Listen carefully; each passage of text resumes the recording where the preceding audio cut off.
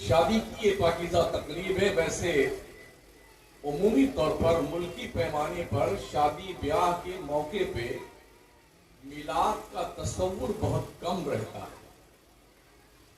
लोग ये सोचते हैं कि शादियां नाचने के लिए होती हैं, गाने के लिए होती हैं, हुल्लड़बाजी मचाने के लिए होती हैं, और यही कर भी रहे हैं लोग। आप किसी भी शादी में जाएं तो ऐसा महसूस नहीं होता कि किसी मुसलमान की शादी है। घर से लेके हॉल तक और हॉल से लेके घर तक यूं लगता है कि चुड़ैलों की एक बारात उतरी हुई है। मादर पितर आजाद होकर के हमारी कौम आज की तारीख में हर वो काम कर गुजरने के लिए तैयार है जो कभी ये काम गैरों का हुआ करता था, जिसको हमने खुद से गले लगा रखा।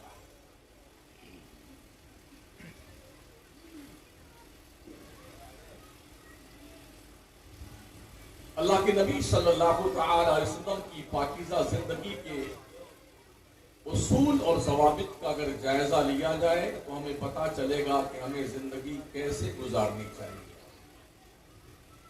हमने वेस्टर्न कल्चर को एक्सेप्ट करके अपने आप को बाजार में बिल्कुल मादर पिदर आजाद नंगा कर दिया। नतीजा ये हुआ कि आज दुनिया ने हमें पैर की जूती बना दी। इतने सारे छेद हैं छल्ली में, किस किस को बंद किया जाए और किस किस उन्वान पे गुफ्तगू की जाए। और चूंकि मिजाज कौम का इतना बिगड़ चुका है, अगर कोई मौलाना साहब, कोई इमाम साहब कमेटी के मिजाज के खिलाफ तकरीर कर दें, अगर जुमा में तकरीर की है तो शायद असर की नमाज उन्हें पढ़ाने दिया जाए।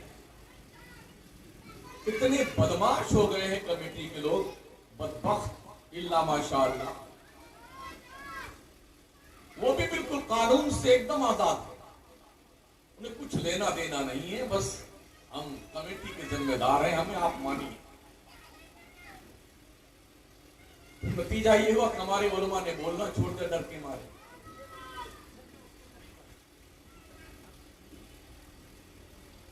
अब कौम ये चाहती है कि जो हम चाहे वो आप तकरीर कीजिए, जो हम डायरेक्शन दें उस हिसाब से आप बोलिए।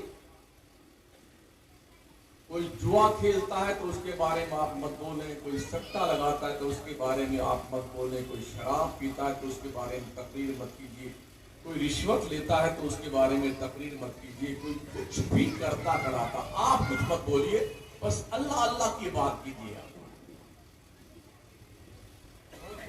ये एक आम सी सोच बनती जा रही है हमारे कौम के जिम्मेदार लोगों की, कमेटियों की, ट्रस्टीज की, और जितने भी इस तरह की एक्टिविटीज करने वाले जिम्मेदार लोग हैं, उनकी ये सोच बनती जा रही है। अब यूं लगता है कि ये तकरीरें किसी जंगल में जाके जानवरों को सुनाई जाएं, या दरिया किनारे बैठ के मछलियों को बुलाया जाए कि आप तशरीफ लाएं हमारी तकरीर सुनने के लिए।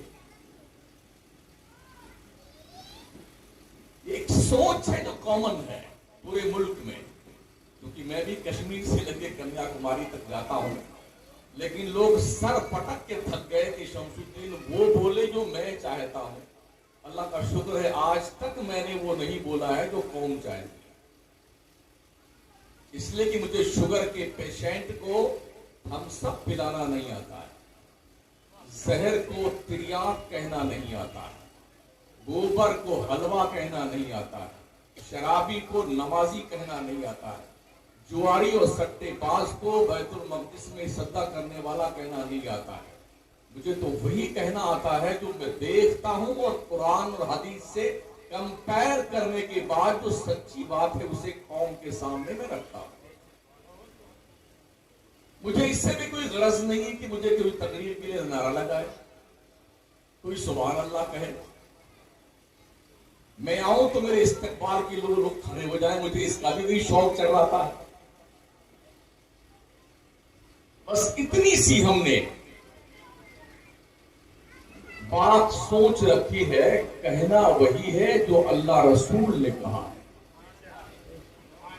चाहे किसी को मिर्ची लगे, चाहे किसी को आग लगे, अपनी सेहत पर कोई फर्क नहीं पड़ता।